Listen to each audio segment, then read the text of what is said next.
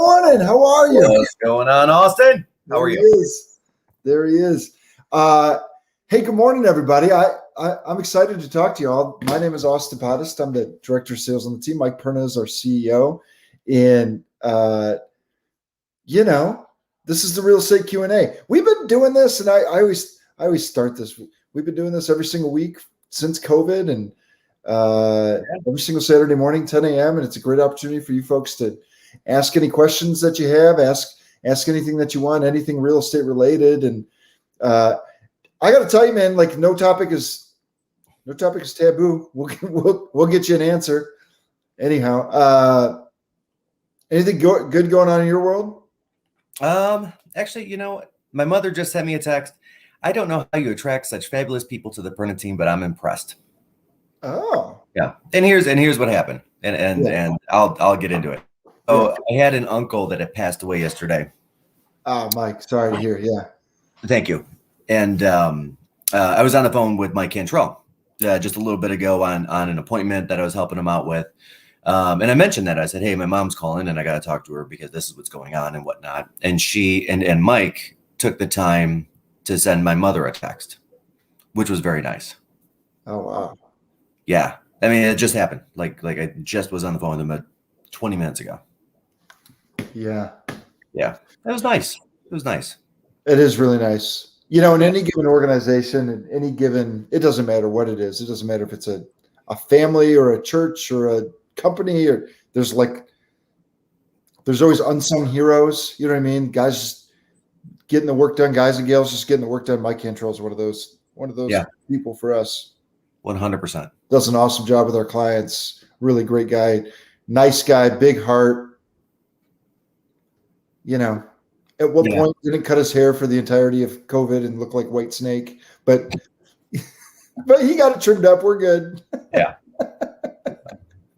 No, he's good. He's making it happen. He's probably watching right now. Yeah.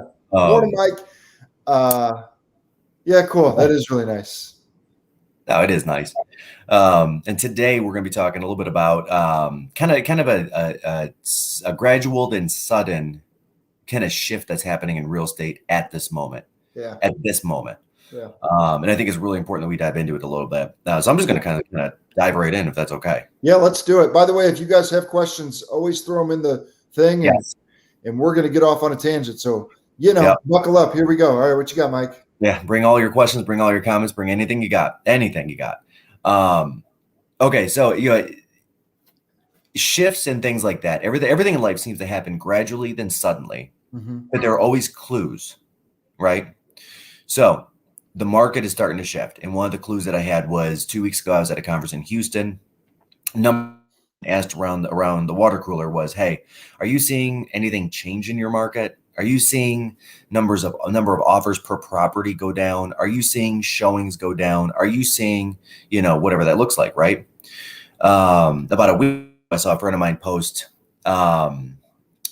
that he was a little nervous, and it was a joking post, but he's like that feeling you get when you only get 6 showing requests in the first 90 minutes of putting a property active. Yeah. And he was expecting more like a dozen or 15 or even 20. Yeah. Right. And this is a gentleman in the Pennsylvania area. But all of these little clues have kind of made me start looking at the market. Right. In addition to that, anybody that I'm working with personally on those Save Search, I get alerts on when there are any changes to the status of homes that they have saved as favorites or homes that they've viewed at least a couple of times. So I can kind of stay on top of that as well. Right. And typically speaking, I get a price status change. Typically speaking, I get a ton of status changes that say, hey, this property has accepted an offer. And I'll get 1, 2, maybe 3 status changes that have to do with changing the price, like a price reduction. And just in the last 2 or 3 days, I've gotten 20 of those. Right. Mm-hmm. So that is a huge increase in numbers of sellers that went onto the market, did not get the price, and then had to make an adjustment there. Right. Yeah. So that kind of leads me to kind of the culmination of all of this. I think we're seeing a market shift. Mm-hmm. I think the market even out just a little bit. The numbers are going to keep coming out in the news. We're going to see, and I know what we're going to see in the next 2 or 3 weeks. We're going to see a whole bunch of stats on how the median sales price across the US went from 350, 300 to about 366 that we're going to see. I know that that's the right number, and I know the news outlets are going to pick that up. But one thing I always do know is the news outlets are always 6 to 8 weeks behind what's actually happening because the data hasn't caught up yet, right? Most real estate data runs in monthly cycles, not minute cycles, right? Our data runs more cycle because we see everything on such a large scale with our properties. We know what's happening in the market. If that makes sense. Does that make sense? Yeah, some of it's anecdotal, right? It's like, but yeah, you start to feel it. We do enough business where it's like you really can start to pick up on trends. Yeah, 100%. So that's really interesting. And you know what's interesting is you said the market's shifting, and I agree with you. I think we're starting to shift, and it's happening very quickly. Now, not all market shifts are created equal. And can I talk a little bit about that, and then pass it back to you? Please. Because here's the scoop, guys. Like, you think of like a roller coaster. It's like it goes up, and then like at Cedar Point, the thing goes down. And sometimes we think of market shifts like that, where it's like, whoa, everything's falling off a cliff. And actually, what typically happens when any kind of market shifts, like any kind of asset market, it could be stocks, it could be whatever it is, right? It could be interest rates, it could be bond prices, it could be all kinds of things, right? Yeah. What happens is like a shift will happen. Maybe we're humming along right here, and a shift will happen up or a shift will happen down, and it's like it won't be a tank; it'll just be like a quick like step down, and like a new range will be established, right? Like if you think about it's almost like what's the EKG thing, like your heartbeat. It's like there's a certain range, right? Beep, beep, beep. So like my guess is what we're seeing is we kind of crested over the top, maybe a little bit. We either flattened or maybe stepped down just a slight bit. I actually think it's probably closer to a flatten than it is a big drop. But anyway, let's pretend it even dropped down a little bit, and we're just establishing a new range. Now, what might happen is 3 months from now, the new range gets established higher. I mean, it's like you don't know, but I think we're just kind of establishing a new comfortability, and a lot of this is driven in the housing side of things by affordability. Absolutely. And it's interesting because we've seen wages increase about 3.8% year over year. But we've seen housing values increase over 20% in most markets. In our market, almost 23%, 22.8. Yeah. So and you're right about that. So the affordability level, like we were able to stretch that Band-Aid pretty far with the decrease in interest rates, right? We were able to allow buyers to pay more money and yet still get a better payment for a home. But you can only stretch that Band-Aid so far before it breaks. And I think we're at that moment where we're looking at affordability and saying, okay, this home that a year ago was $325, today is $390. I can't do $390. I can do $375, but I can't do $390. But look at the other side. It's not that the sellers themselves are losing any money because they're still up $50,000. They're just $65,000. Yeah. You know what I mean? They're not losing anything. They're just gaining a smidge less. Yeah, you hit it on the head. Like the thing that impacts affordability, like there's kind of three things that, I think there's three that come to my head very quickly. There's probably way more things than that, but one is the price of the home. I mean, that obviously impacts affordability. Secondly is the interest rate of the home, right? Like in right now, we've been humming so low for so long. It's like there's nowhere else to go. Home prices have just hit a moment where the balance is starting to just like there's nowhere else to go. The interest rate and the price of the home are just stagnating. And so the other thing that can impact it is wages going up or down. And I actually think that wages just haven't caught up to the economy. That's my opinion. And I'll tell you why I think that. There's a lot of employers and there's a lot of small business owners that I'm friends with. Like, we'll even, and again, it's anecdotal, but like, anytime I talk to a small business owner, guy that owns the oil shop, guy that does the lawnmower company, the guy that does owns the party store, right? Whatever it is, right? Guy or gal that does those things. they would say, "Oh, I can't find workers. I can't find workers. I can't find workers." And right now, there's a narrative around that where they're even saying, "Well, it's because the government's giving people money and da da da."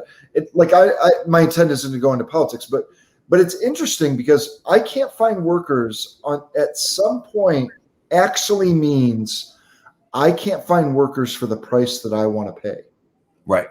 Right. Yeah. And so I actually think employers haven't caught up to wages in some aspect. Yeah, and I agree with that. And you know, there's always a lot of things out there that are moving and shaking and changing. And again, I don't want to go too deep into politics, because honestly, I don't really care, but I will speak to some of the facts around it. Yeah. So as an example, you know, I was very curious what would happen when some of the COVID relief would let off. Would that give us back some of the workers that we needed? Right. Yeah. And now we have 6 states that have effectively stopped COVID relief, and it's been over 30 days. Yep. Right. And now the study came out. The New York Times did a great article on this the other day, showing that yes, there was a temporary bump in number of people, and they did the study through Indeed, you know, which is a huge place to both for employers to post jobs and for people to find jobs, right? And it showed that for about 10 days there was a temporary increase in number of people looking for jobs. They also found that demographic was the 18 to 25 demographic, right? Yep. And they also found that the majority of the people that were doing that were people either in college or in some sort of a trade school, and the jobs they were looking for were part-time, let's get by jobs. Yep. Which they had that money replaced by the COVID money, right? Because the COVID money is you know, it's a reasonable sum of money, but you know, you're not raising a family on it. No. Right. But if you're a college kid, you know, and you're getting $1,000 a month, or you're getting $1,500 a month, it's probably what you need to get by. You know, it's a little bit of pocket money, right? It gets your cell phone bill paid. It gets the essentials kind of covered.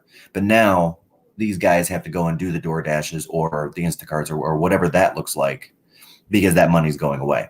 But what did not happen was this mass push into, like, of new employees going into the market, which is very interesting. So we saw some push, but not levels. Did not impact it. I think wages are going to catch up. I actually think we're going to see another little boost in wages. Can I tell you why I think that? And I'm on that because I don't know that that's the case. You're going to disagree with me? Yeah. Look, all right, let's do 3. Yeah. All right. 3. Okay. Mine's anecdotal. Here's why. I call it the McDonald's effect. Sure. If McDonald's is going to pay someone $15 an hour because they can't find workers because supply and demand, then guess what happens to Costco, which in turn, guess what happens to the next company and the next company. And that means that if you need somebody with any kind of given level of skill, 5 years ago, you might have been able to pay them $15 or $18 an hour. And now I think the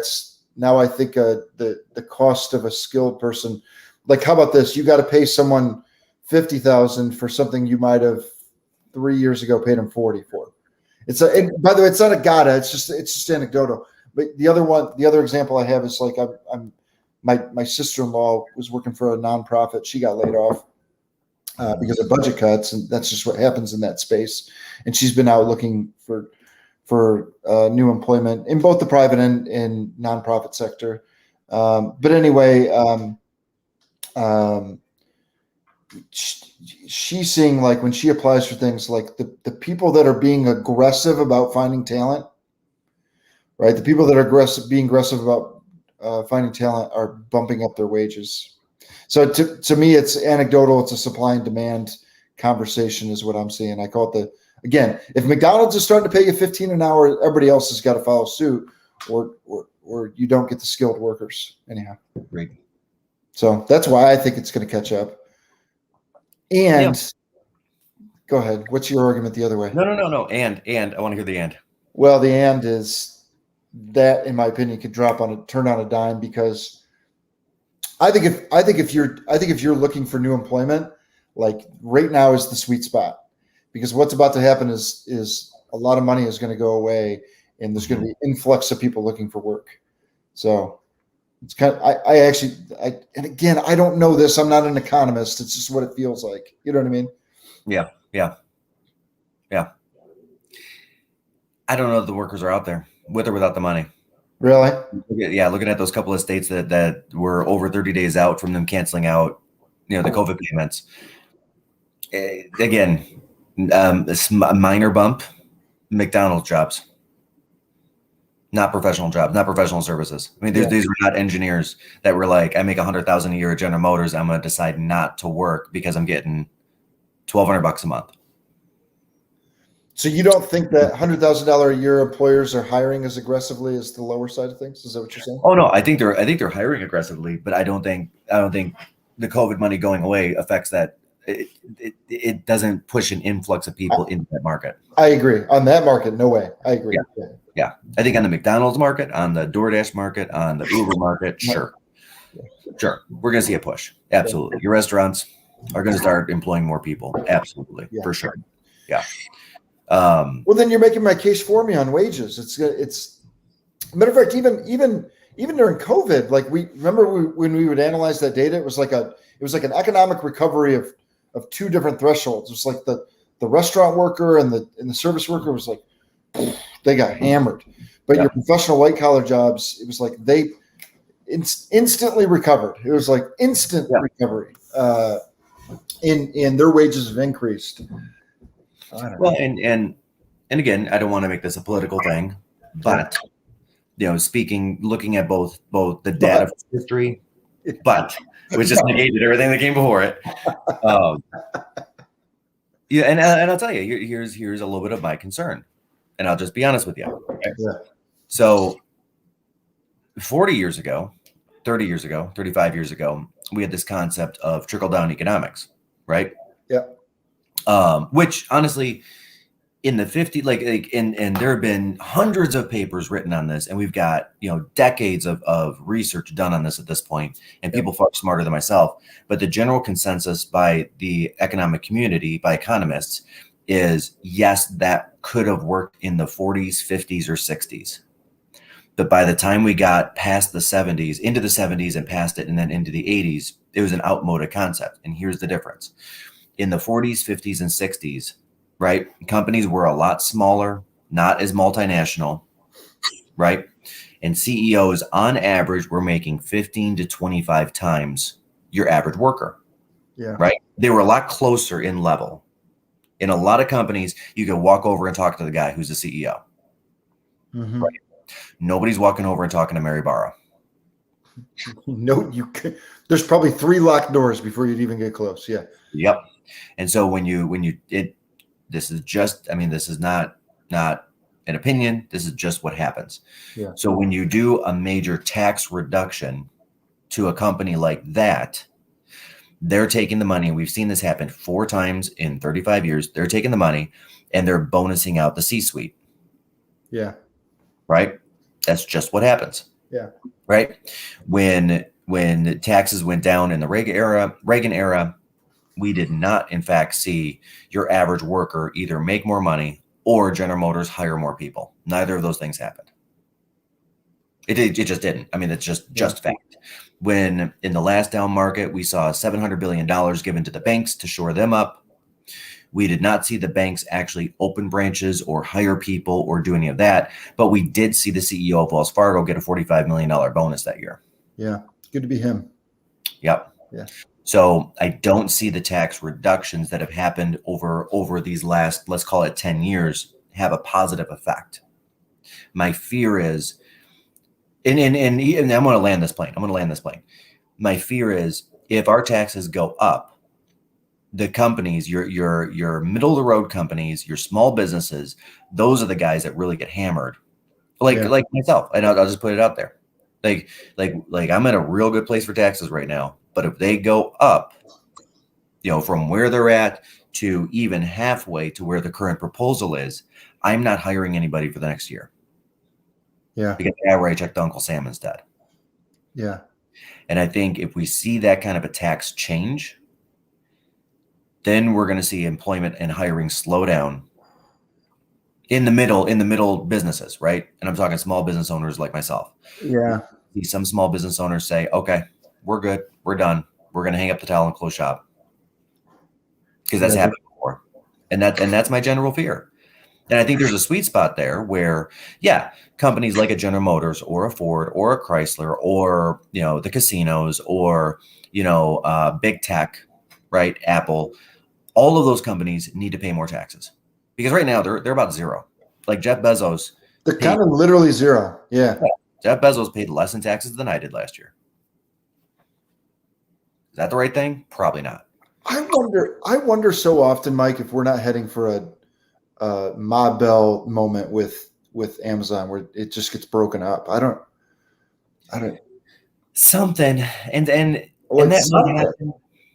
And there's a story to that story as well, because we're playing, like, unlike the Ma Bell era, we're also playing on an international level, not just a national level. And you've got Alibaba sitting out there. I know. And for those that don't know, Jack Ma created Alibaba, which is essentially Amazon, but in China, India, and a couple of other places like that, which is where Amazon was expecting their growth to come from. If anybody saw their earnings report coming out of Q2, it was disappointing. And the new CEO, Jack, whatever his name is, says, yep, used to it, guys. Earning reports are going to look like this for the next 4 or 5 quarters because they're not seeing the growth internationally that they thought they were going to see, because Alibaba is actually bigger than Amazon. Yeah. And that's the reason why I think it may not be the best move to break up Amazon. I know. Because we got to take the fight international. And the only way that we can do that is through our corporations. Yeah, we're tooling up that way. Yeah. Yeah. Yeah. You bring up your tangents, but I mean, like, putting a fine point on it. Yeah. Do I think, Mary Barra needs $100 million salary a year, which is effectively what she's getting between the salary and the stock? Does she need that a year? And would a tax reduction or a tax hike truly affect General Motors? Probably not. If I got to pay $70,000 more in taxes next year, then yes, I'm not making that higher. Yeah, it's a big deal. Yeah. Yeah, $70,000 in more taxes to this company is a big deal. $1 million in more taxes to drop in the bucket compared to the revenues and earnings, and you can see that through their share price. Yeah, the other thing, the massive companies get a lot of those breaks, but the reality is that, but I don't know what it is. 3 out of 4. It's probably more like 9 out of 10. To be honest with you, 9 out of 10 of people work for a small business. It's like, it's not. Most people don't work for GM or for a Chase Bank or what. You know what I mean? Most people work for a small business. 100%. That's interesting. 100%. And let's be real, Austin. I mean, if these if or I will hire more people because I want my business to grow, because there's more market share for us to get. Yeah. But with General Motors, that's the other side of the issue, right? That's part of the reason. Okay, so there we go. That was the point I was missing. So the car market, right? It's not going to go up. It's not going to go down either. Number of cars being created and sold are the number of cars being created. The only way that General Motors, let's just say, is going to hire more people is if they go from 8.8 million cars per year sold, which is where they're at, to 11.2 million cars per year sold. They have to go and get more market share to be able to hire more people. Putting more money in their pocket does not make them hire more people. Selling more product makes them hire more people. Mm-hmm. Right? So where General Motors needs to go is they need to build a better product to attract consumers away from, Ford and Toyota and whatever. Right? Yep. And so anyway. So, by the way, there's just a squeeze going on. You're talking about it from the standpoint of a business owner, but there's a squeeze going on with all of us. And that's kind of the one leg that I didn't talk about with affordability. So we talked about from a housing affordability, what interest rates are, what the home price is, what you're earning.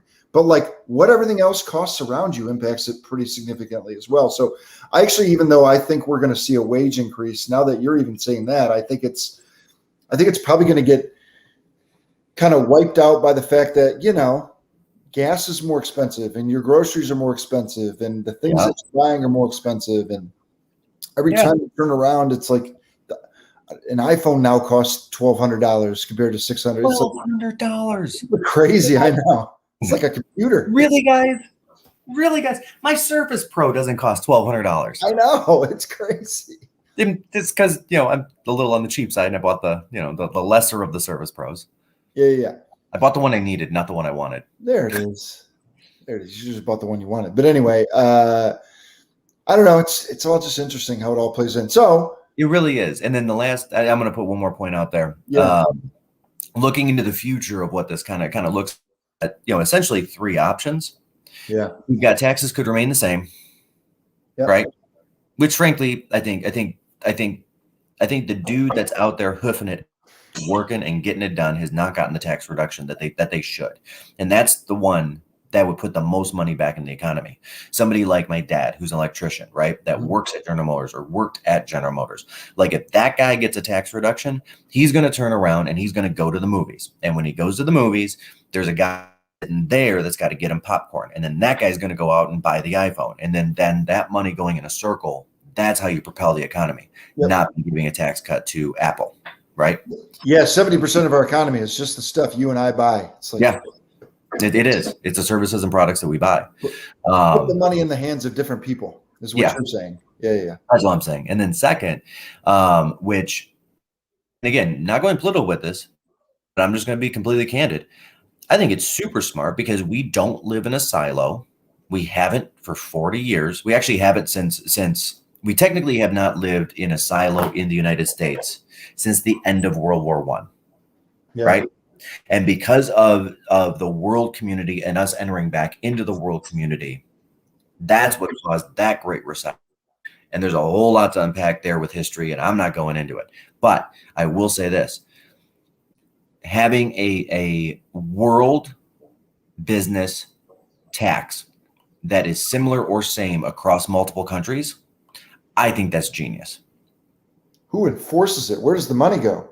The International Monetary Fund enforces it. The money goes back to the respective nations, and then the nations are empowered to police as well. So there's the EU, there's the International Monetary Fund, and the United States. Those are kind of the big 3. Well, in China, those are the kind of big 4 players there, right? And this 15% tax of what they're talking about. So let me paint this picture, right? So where's Apple headquartered out of? San Francisco, for all intents and purposes. Palo Alto. Sure. Yep. They've got mailboxes there, but their actual headquarters is Dublin, Ireland. Oh yeah. Yep. Amazon, Dublin, Ireland. Google, all of them. Yep. Because it's a 7.5% corporate tax. Yeah. Versus in the United States, we're around 18%. Some of Europe is 15%. Some of Europe is 25%. Some of Europe is up at 40%. Right? Even China, if you actually break out, and yes, it's a communist country, I get that. But if you break it out, they're kind of this weird hybrid, and their tax is 25%. Mm-hmm. Right? I mean, even look at what's going on in Hong Kong. By doing some sort of a standardized tax, we get back things like Apple. Right? Like economists had, and you can Google this, economists have put papers out there that if we go into some sort of a world tax, we are actually one of the big 4 or 5 winners, to the tune of hundreds of billions of dollars back every year. Because we don't live in a silo. Because as a business owner, if I'm Apple, right? If I'm not Steve Jobs, the other guy, you know what I'm talking about. Wozniak or whatever. Yeah. If I'm Tim Cook and I'm going to look and I'm sitting there, I'm looking at, okay, one of the best ways I can increase. Well, there's only 3 ways he really increases revenue, right? Yeah. Sell more, product like phones, sell more services, or pay less taxes. Yeah. So heck yes, I'm going to move over to Dublin, Ireland. Why wouldn't I? That's part of my job as CEO, to look down that line. Yeah, of course. Yeah. Paying the least. So you're talking about even in the playing field. That's all I'm saying. I think it's a great idea, frankly. God, I go instantly cynical. It's like okay, so where's the representation? It's like that's the first thing I go. Yeah. It's like then then the incentive for corruption increases significantly. Yeah. God, it's really interesting stuff. The ways in which the economy is going to change over our lifetime is just and continued globalization of the whole thing. And really, guys, it's just the truth. As much as we might have an opinion for or against, It just is what it is. Yeah, we're just constantly looking at this stuff and trying to. By the way, the start of this conversation was about price adjustments on listings, right? And yeah. I mean, these are the conversations that we're having to try to figure out, like, what's going on in this economy. How do we staff appropriately? How do we like we're trying to, Mike, you do a tremendous job of this, and we get into some really interesting conversations. So it's kind of, you guys are getting behind the curtain from our craziness. But anyway, it's like trying to figure out what's going on so that we can figure out what we're coaching to, figure out what we're hiring to, figure out where we're spending dollars to. It's all just part of it, you know? Yeah. And so Mike and I do a lot of, gosh, I'm really letting you be. Mike and I do a lot of conversations like this because it's like, okay, if this is the direction that we're going to head with our messaging, we need to make sure that the team is educated enough and heading in that right direction and knowing how to have those conversations or talking these narratives and things. And it's just, but all we're doing is pulling this data and trying to figure out what's going on. So it's really interesting.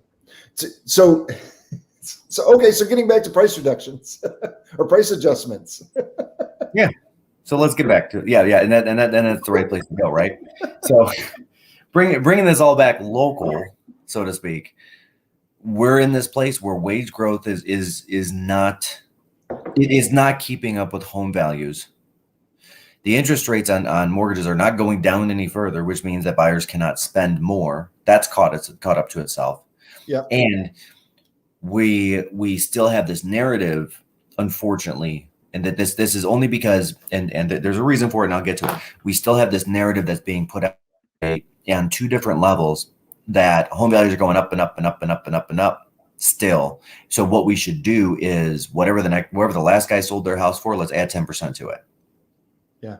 And by the way, the last guy sold their house a week ago. And we're going to. So let's just try to push it. Let's keep trying to push it. So affordability is falling off the map a little bit. Now here's the reality. Two outlets of information where people are seeing this, where sellers are getting this information, unfortunately, are both untimely and honestly, what they're doing. And here's what I mean.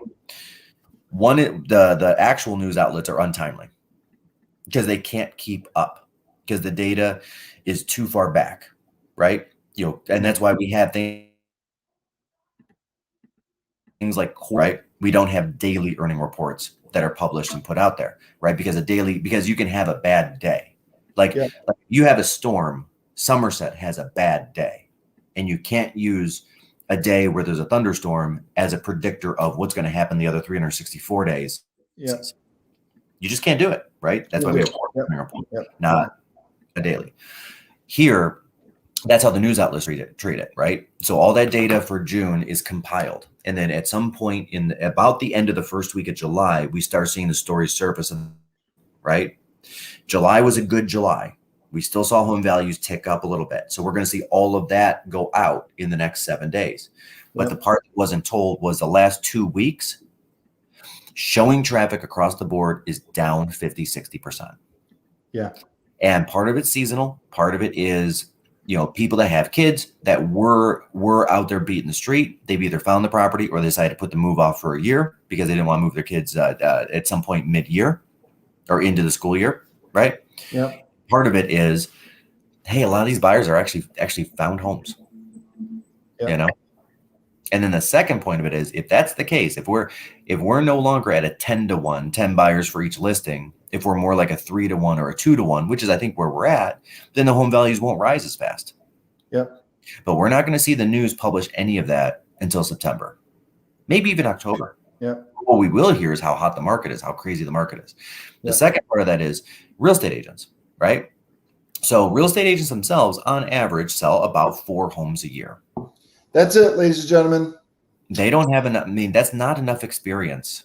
That's just not enough experience to be able to predict the market, in my opinion. And what I mean by that is, if I had a listing in May and it went bonkers and it had 25 offers, and I'm talking to a seller today, I have a knowledge gap and an experience gap.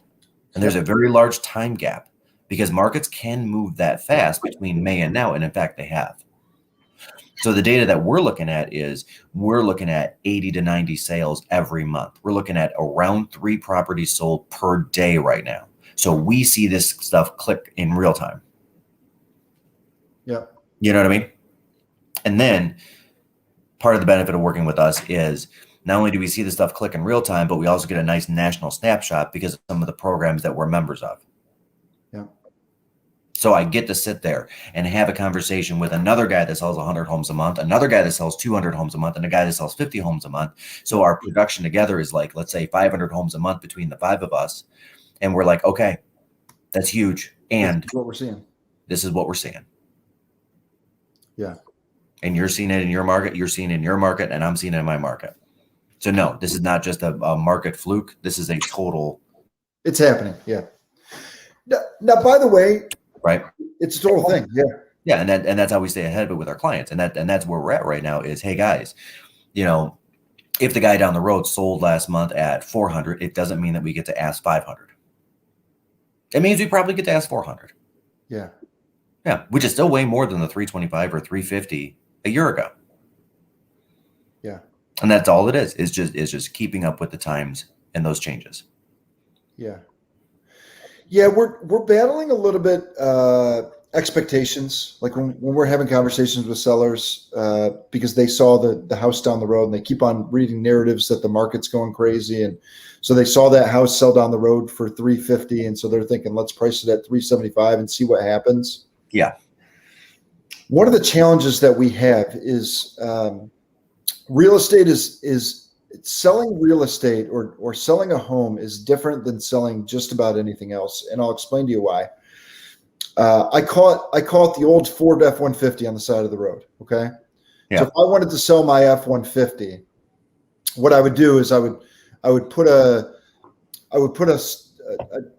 up maybe on Facebook Marketplace. I'd put it, on Craigslist or Auto Trader, and I'd put it out on the side of the road. And I put a sign on it that says 5,500 OBO or best offer, right? Yeah. And then what when you're selling that old F-150 is you put 5,500 because you actually want 5,000 or actually want 4,800, and someone's going to come in and negotiate you. So you price higher, right? Now the truth is that the when you're selling your old F-150, if you price it like that, it doesn't impact the amount of eyeballs, the amount of people that see that you're selling it. Does that make sense? And the problem that you run into real estate with that strategy is this. So like, let's pretend that your home, you're thinking to yourself, I would accept 350, but let's price it at 375 and they can always negotiate me down, right? Yeah. The challenge with that, Mike, is when you price it at 375, here's what you're doing.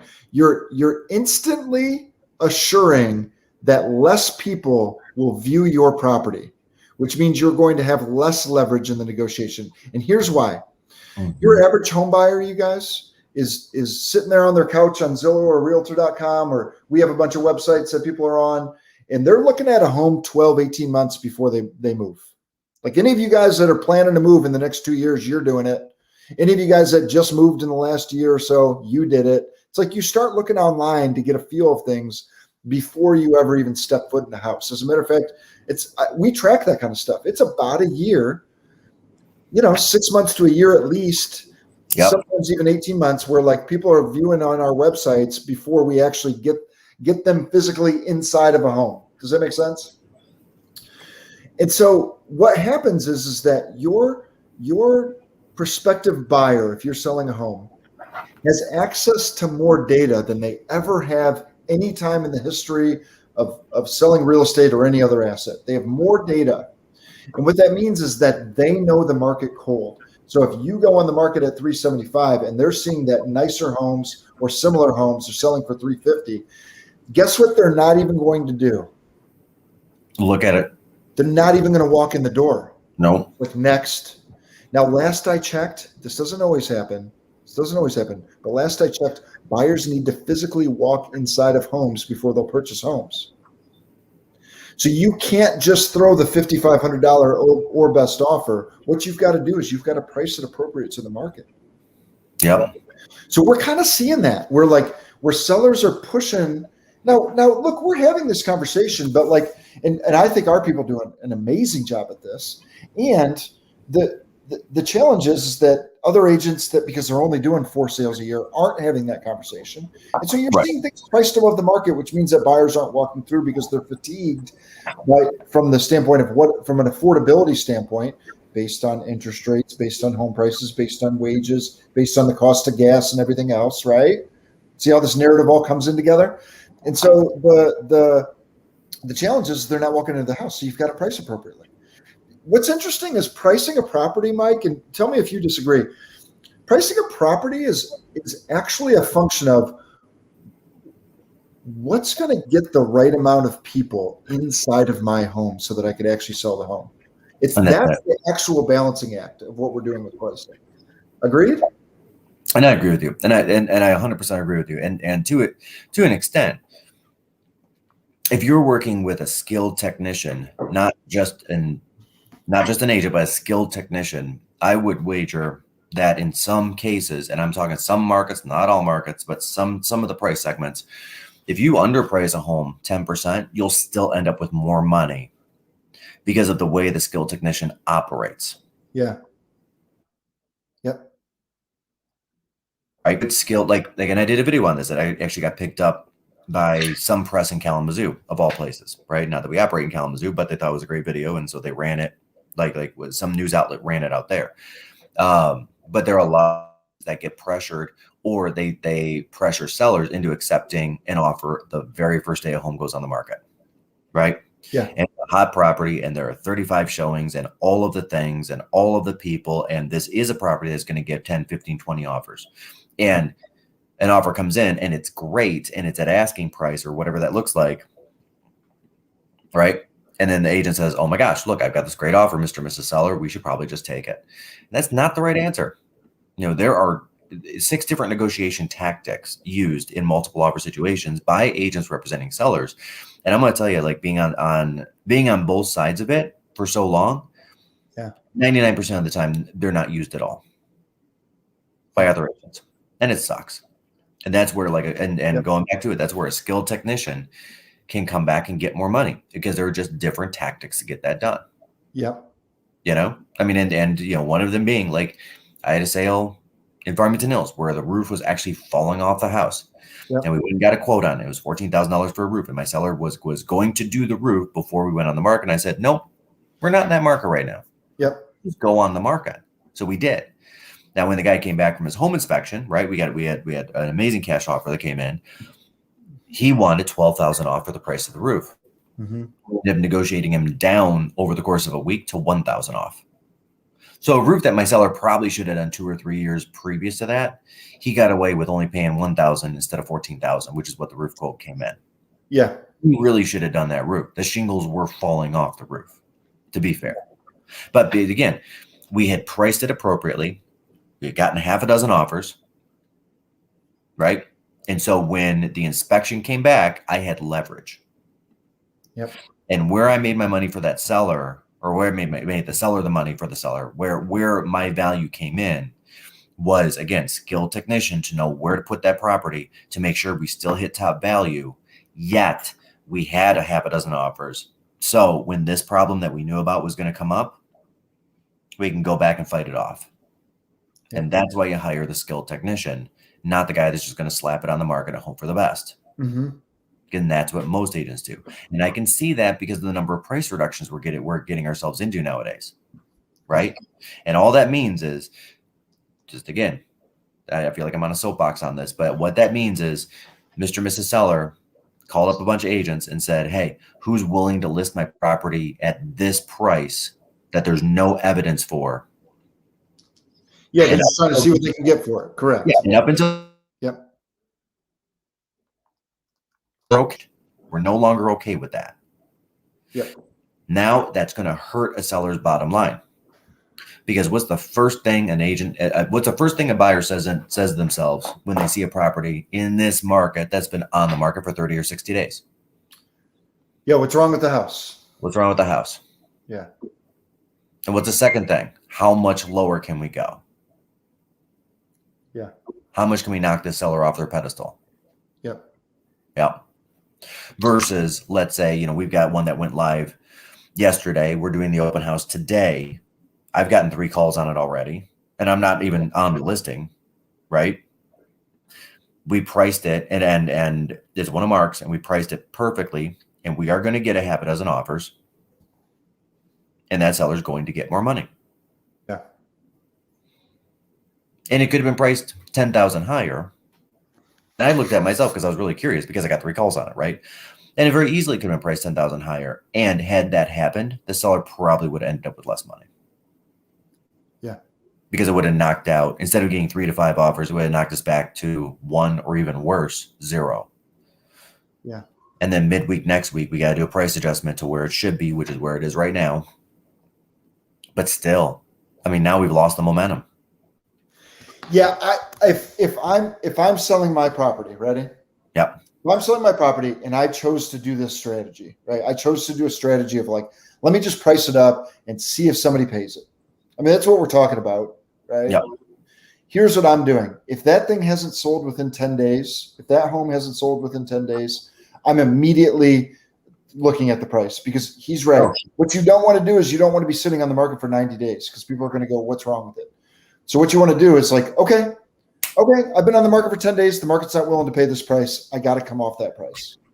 That's it.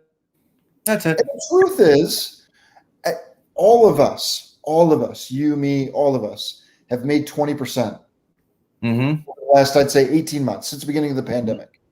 You know how like, not only does the data show it, but it's like, we've all made 20%. Yeah. Right.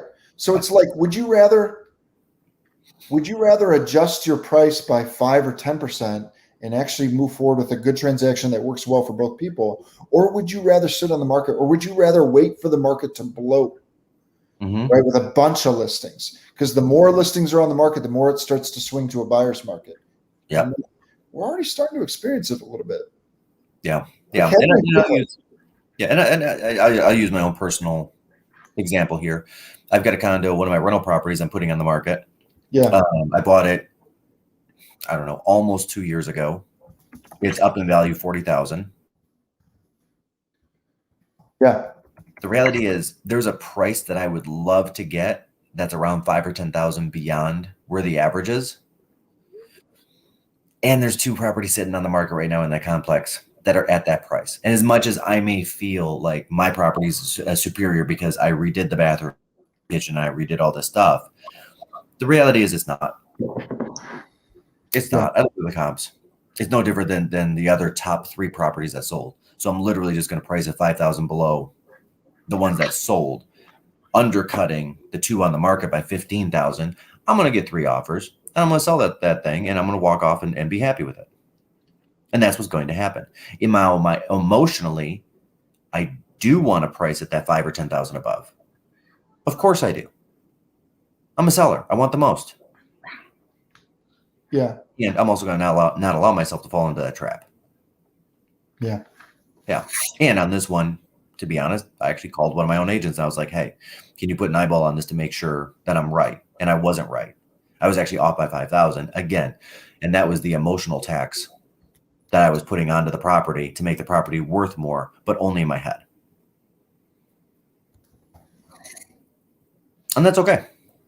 Because, you know, I did nice 2-panel doors and the other guys had 6-panel doors. That doesn't add 5,000 in value. Yeah. It doesn't do anything. Yeah. Sure. In my head, it did. Yeah. But in actual, feel better about it. It doesn't. Yeah. Yeah. Can I give you a really interesting scenario that I just went through this morning with a client? Yeah. So we were trying to figure out pricing. We're trying to figure out why the home hasn't sold. And Ronnie liked your joke too. What's up, Ronnie? Yeah. And so what we did is we started to analyze the price, and I won't go into like the nitty-gritty specifics of it. But we started to analyze the price, and we can look at how many showings are happening within any given price. Okay. Yeah. So what I did, so right now this property is priced at 580, Mike. Mm-hmm. In Rochester, it's gorgeous. It's a beautiful house. It's like, it's in the best elementary school. It's like, it's, you know, That's where you want to be. Or at least, I'm sorry, I don't mean the best elementary school, but like one that's very desirable. Like people like that elementary school, right? People ask for that by name. I'm not ranking it. It's just people ask for it. Yeah. But anyway, so it's a 580 price point. And so when we looked at the data of pricing, what we started to look at was how many people are physically out doing showings, walking through doors. And what we did is we looked at basically everything between $500,000 and $600,000, and we looked at $25,000 increments. And what we found is that between $575,000 and $600,000 in that price point, the vast majority of that's where the buyers were viewing properties. It's like the highest percentage of buyers were looking at properties between $575,000 and $600,000 when I looked at between $500,000 and $600,000. Okay. Mm-hmm. It's like for whatever reason, so you can just start to analyze the market. That's what people have an appetite to spend. So I said, okay, well, it seems so on the surface level, it seemed like, hey, we're priced appropriately, like we're priced in the right spot. And so I said, hey, let me do one more activity. And so what I did is I took that same data and then I broke it down into $10,000 increments, right? So how many people are viewing properties from 5 to 510, from 510 to 520, from 520 to 530, so on and so forth, right? And when we actually broke that data down, there was when you looked at between 570 and 579, that was the bulk. When you looked at 580 to 589, it fell off a cliff. It went to half. And by the time you went to 590 to 600, it was almost non-existent. Right? And then that market, by the way, picked back up at 625, seemingly because you get a different 625 to 650, seemingly because you get a different level of home at 650 than you do at 600, and so or at 575. So there was activity, and you could see the appetite for people on what they were willing to pay for a property versus what they were getting. Does that make sense? And what we realized is that by looking at this data, what we realized was like, we might just be 5,000 overpriced. We actually, if all we have to do, I'm hoping, is adjust down to 575 and take a look at that, right? Now, by the way, that's this one example. And sometimes those examples might demonstrate that instead of asking for 575, we should be at 550. But you got to have the data to look at it. Does that make sense? And sometimes I've got clients, Mike, that get bent out of shape when I have a conversation with them about going from 575 to 550. But the reality is that's 5% of the purchase price. 5% at a $500,000 home is $25,000, right? It's the equivalent of a $10,000 adjustment on a $200,000 home. It's like if we were having a $10,000 conversation, we probably wouldn't be having a conversation. We're getting a little more squirrely because we're having a $25,000 conversation. But as a percentage, it's the same thing. Yeah. As a percentage, it's the same thing. And look, I can hope for the best that I can leave it up priced at 575 and maybe eventually it sells, or maybe the market pops up, or maybe it takes 2 years to sell, or maybe it doesn't. Or I could just like, hey, let's look at the data and let's look at the reality and let's like make the adjustment and sell the home. And usually what I find with my sellers, not always, Mike, but usually what I find with my sellers, they're moving for a reason. It's not profit. Yep. Like they want to make money and they want a fair deal, but like usually it's, I need another bedroom. I want to be in these schools. I want to be closer to family. I've got to move for a job. I want to go on a golf course. I want to go, we got 3 women sharing one bathroom right now. It's just not going to work, right? Like people, and I'm being funny, but it's like people move for a reason that's not financially driven. And yet sometimes we get tripped up on dollars over it. It's like, don't lose sight of the bigger picture. Like you're moving for a reason, right? Yep. Anyhow. And timing plays into money and all of that. Timing, yeah. There's so many other terms that can make this transaction great for any given client outside of price. It's like be fair about your price and get it back on other things. Occupancy, inspection. It's like we're negotiating on any given transaction, Mike, 20 different things. It's like, and price is only one of them. And I would even argue it's maybe not even the most important. So anyway, sorry, soapbox over. We're like soapboxing you guys today. economic data, soapboxing. Here's the trend we're seeing. It's like, sorry. It's all right. Yeah, it's good. And honestly, I think we did all right. Hey, we did pretty All good. right, so with our last 4.5 minutes, let's take questions.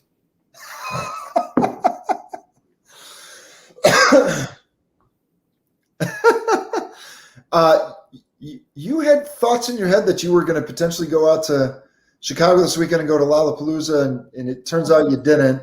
Might not, who knows? Who is the biggest act that you wanted to see? Foo Fighters. Gosh, they're good. Oh, and they're so good live. So good live. Foo Fighters, the band, has got to be 25 years old. At least. Like 20. Foo Fighters, the band, just got an insurance break this year. They just hit 25. Yeah. It's crazy. I haven't been to a live show in so long. I'm trying to think the last live show I've seen. Obviously, I've seen that come back. People have started to go back out to concerts, but it's like I haven't been to a live show in a long time. I'm really interested to see how football shakes out this year. People getting out to games and stuff. Well, yeah, the baseball games have come back pretty strong. Yeah, we were there. We did like a company outing. Yeah, a week ago. Yeah, formed in 1994. Okay, so 27 years. Yep. Founded by former Nirvana drummer Dave Grohl as a one-man project following the dissolution of Nirvana. Michael Cantrell says, have you heard their disco stuff? I'm assuming you're talking about the Foo Fighters? I have not. I didn't even know that was a thing, to be honest. Yeah, and I'm looking. That's interesting. Anyway. And then you were talking about like you were going to go see the Austin City Limits concert series. Think about that. Yeah. Which is a lot of the same bands as Lollapalooza. Come to find out, so yeah. I gotta admit, the lineups were not wonderful. The lineups were just not wonderful this year for any of them. For that one, for Bottle Rock, for Austin City Limits. Yeah. I feel like a lot of what's happening is they're just throwing these things together just to get it together. I mean, up until May, Lollapalooza was not happening. Yeah. Like it was like they were doing some version of a video city walking tour where they had like old video they had taken up on buildings and stuff like that they were trying to work with Chicago to get revenue going for, because Chicago gets a lot of revenue out of it. But I mean, that's an aggressive stance. Yeah, it is. That's an aggressive stance. That's aggressive. I don't have any data one way or another. That's aggressive. Nope. Me neither. Well, man, you want to tie a bow on it? Let's do it. Hey. Let's do it. We went literally all the way around the world and back today with economics. Holy moly. It was not where I was intending to go, but I think it worked out pretty well. I think it worked out really well. And I think it's a really good conversation to have. So moral of the story, guys. Moral of the story is I don't see home values going down. I want to make sure that I'm very clear on that. Correct. Zero evidence of home values going down. Number one. Number two, I talk about that we should have talked about today with greater depth, and I just did an interview for WWJ on this yesterday, is today is the expiry of the foreclosure moratorium, which means that on Monday, banks can start filing foreclosures. Yeah. Start filing in court to take over properties. Now, and again, putting a fine point on this, foreclosures don't happen as an event. It's a process. And in Michigan, it's a very long process. So in Michigan, if you've missed 4 payments, now the bank's going to take you to court. That's going to take around 30 to 45 days. Once they have the deed turned over, it's then a 6-month redemption period in the state of Michigan before the bank can actually sell a clean deed. So they just sit on it. Yeah. From this moment to the moment that we're going to start seeing foreclosures trickle onto the market, it's going to be 7 to 10 months, which puts us all the way over into next spring. And what happens next spring? All the buyers come out and buy the houses. So all it's going to do is maybe provide a little pressure relief. And that's the best we're going to get. The other side of it is If there were going to be foreclosures, what comes before foreclosures? Short sales. Mm-hmm. And we have not seen a flood of short sales at all. At all. Like no uptick, like zero. Which means that what the banks and the federal government are doing between forbearance, beefing up their loss mitigation departments to work with people and keep them in the home, right? By restructuring their with additional forbearance. Because as the banks learned the lesson from the last down market, they don't want the houses. It's a losing proposition. It hammers their stock price. And at the end of the day, these are all publicly traded companies, and they want their stock prices high. That's the job, right? Mm-hmm. So they're working really hard right now to keep people in homes. If someone who has missed payments or has not taken advantage of forbearance or is coming towards the end of a forbearance, because a lot of people will come to the end of forbearance in September and October, please reach out to your bank. They will actually work with you. I'm not saying every bank will. I don't know if the credit unions will. I don't. But I will say Chase, Bank of America, all the big boys are beefing up their departments because they don't want the homes back. They don't want to take them. And again, where I don't see home values going down. Next year, are we going to see appreciation slope to maybe 5 to 8%? Probably. But will it go negative? No. I don't see it.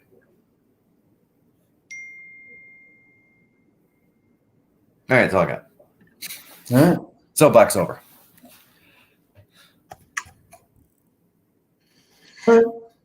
Let's get out of here. We'll just talk more about foreclosures next week too. There we go. We'll talk about it next week because I'm sure there'll be a bunch of articles and news headlines coming out this week on it. There it is. All right, guys. Like always, we're humbled. We're grateful. All of our clients, all of you that hang out and listen. I don't know. We really, really, really think we're the luckiest people on earth. We get to help people and we get to guide them through a really stressful time and a large transaction for them and get paid. And I don't know. We're really humbled and grateful for all of our team members and all the families that we serve. And so we appreciate you guys. Have an amazing weekend and we'll see you next week. Yep. Have fun, guys. See ya.